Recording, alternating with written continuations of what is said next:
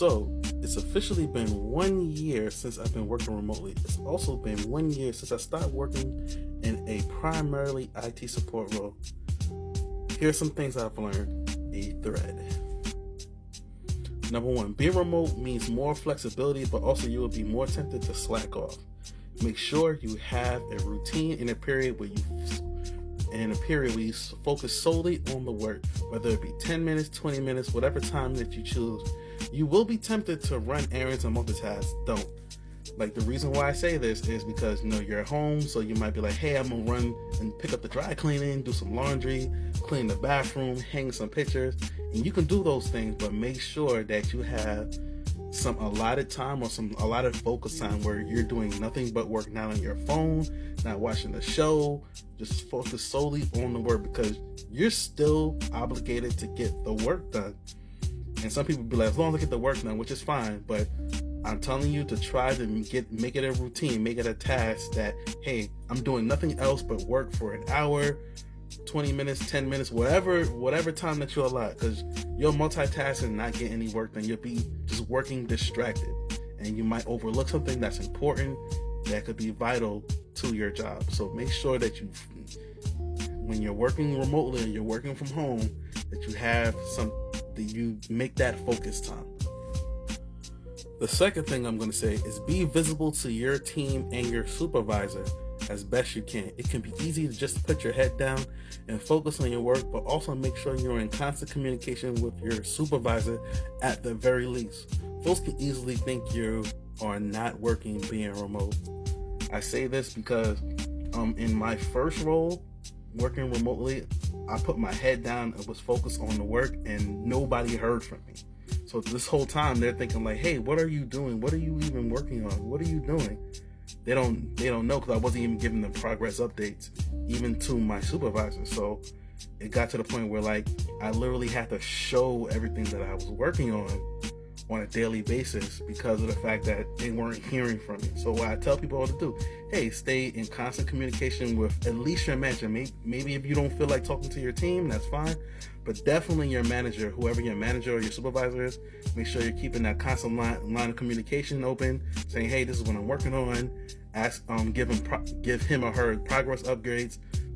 Make sure that you are in constant communication with at the very least, bare minimum, your manager, and make sure that what you're doing is visible, and make yourself visible, because easily people can be like, yo, he ain't doing or she ain't doing anything. We don't know what they're doing because we don't hear from them. So that's one thing when you're working remotely for a company or working from home for a company. Just make sure that you're visible to your team, or to the very least your manager. It could be, just make sure you do it. Number 3 to me falls kind of under mental health, where schedule time to leave the house. It can be easy just to stay at home and not go outside. Schedule fun activities, start going to the gym, go for a walk. Just make sure you go out and touch grass. Go touch some grass. Make sure you go out of the house to do whatever. And now I'm not talking about to run errands. I'm not talking about to run errands. Something that's going to involve you doing something physical, whether it's just going to the gym, just go for a walk around the block. Maybe schedule something fun, something that you enjoy doing, but make sure you get out the house, because you will be real tempted to just be like, well, I ain't going nowhere. I don't got to go nowhere. I'm staying in the house.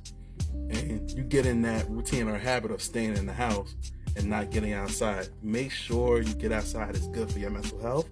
Make sure you get some type of routine. Go for a walk, go to the gym.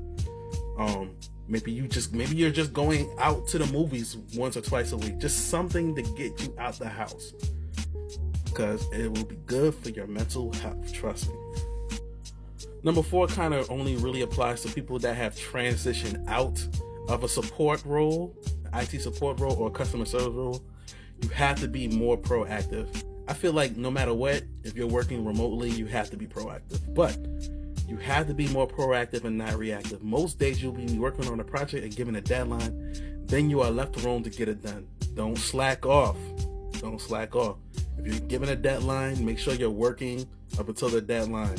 Make sure that you are actively working to get this work done, because it's easy to slack off when You're not being proactive, and right now most people that have transitioned out of a support or customer service role, they're just given a project and their manager or supervisor is like, hey, get it done by this date, and then they're left totally alone to do the work. They might come in and check on you every now and then, say, hey, how things are going, kind of ask for a status update, make sure you're actually actively making progress on whatever you're assigned to do.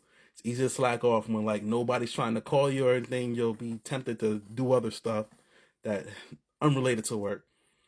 Um, oh yeah, part two, kind of what I said.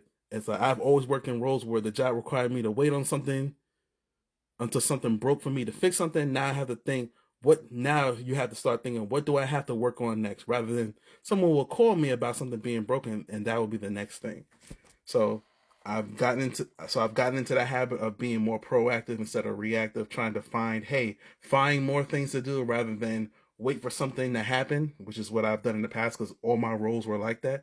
While I was in some type of IT support role or customer service role, so like somebody was always calling me. Now it's the opposite. I have to call and follow up with people. I have to actually look for the work. So in plain and simple, I have to chase the work. The work is not going to chase me. So I say all this to say, I hope this helps. I hope this helps somebody out there. Thank you for coming through. Deuces.